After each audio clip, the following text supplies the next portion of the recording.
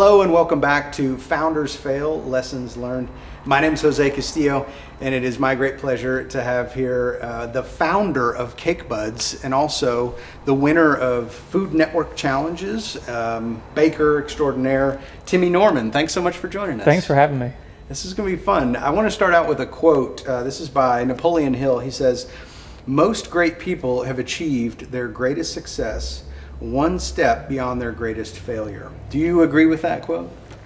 Their greatest success, one step beyond their greatest failure. Oh, definitely. Yeah, I can think of things in my life that reflect that. Yeah, for sure. So what are some of those moments where you've done something and failed, and then the next moment you try something else and it succeeds? Give me a real world example of that. Yeah, you've already alluded to, the cake challenges. The first one was in large a failure. I remember moments after being eliminated first, I was like, why did I even do this? Like, it doesn't make sense. Like, I thought I would come here, I know what I'm doing, I'm set. And it was a different world. And then it was immediate failure, and it was regret, and do I want anyone to see this? Should I promote it? Should I do anything with it? And then it took a minute.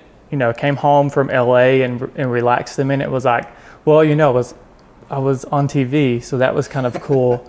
And then immediately it was like, okay, I'm going to put my head down until this show airs, and I'm going to do the best cakes that I can do. And by the time this show is here, my work will reflect something greater.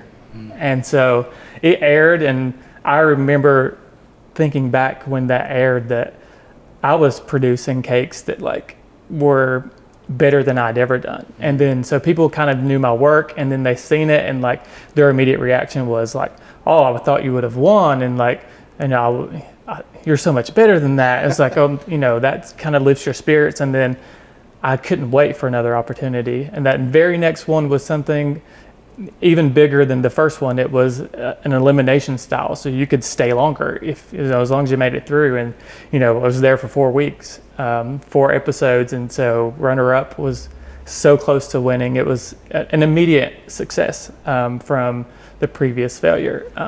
So yeah, that's just one example of succeeding after failure.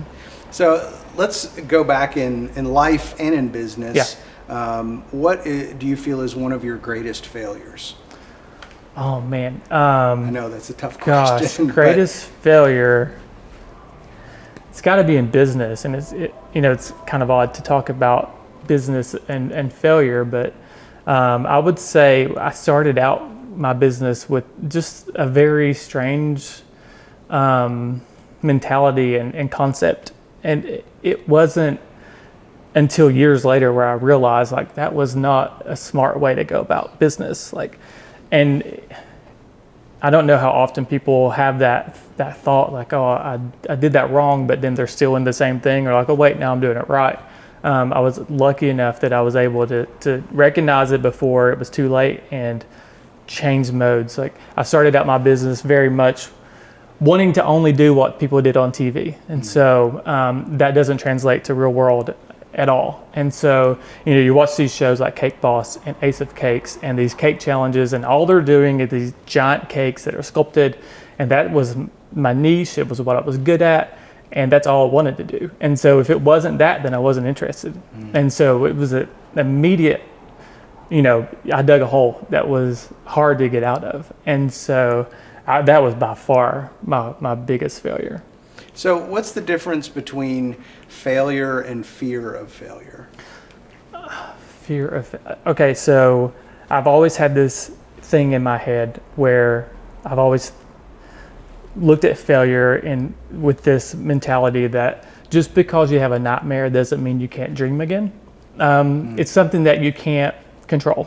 If you just think about it, you wake up one day you had a terrible nightmare, the worst nightmare you've ever had.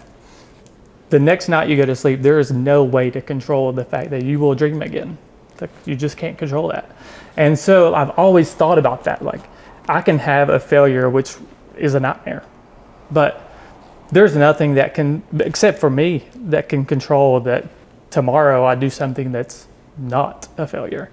It's just, so I think the fear of that, like we always fear, we fear nightmares, we feel failure, we fear it all, but we're the only ones that can control that. We can control the fear of that. We can turn it into a success down the road.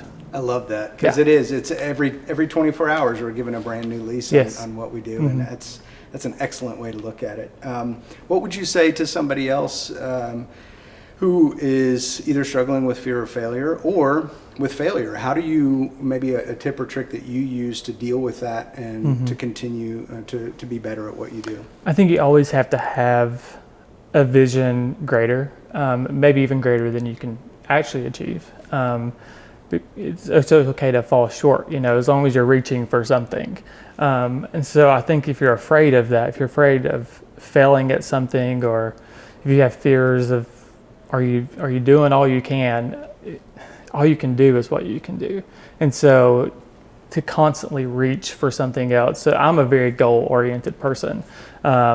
It's one of the reasons that I run and do things like that, is because I want to set a goal for myself that's often not achievable, especially in something like running. I do a lot of that. And so it's this time goal or a distance goal. Can I do that? It just takes effort, and there's steps to everything. And so it's set a goal and baby steps.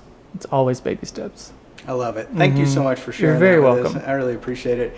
It's been a pleasure to have Timmy Norman on with us, and we would love to hear your stories of failure as well. You can share those on social media with #FoundersFail.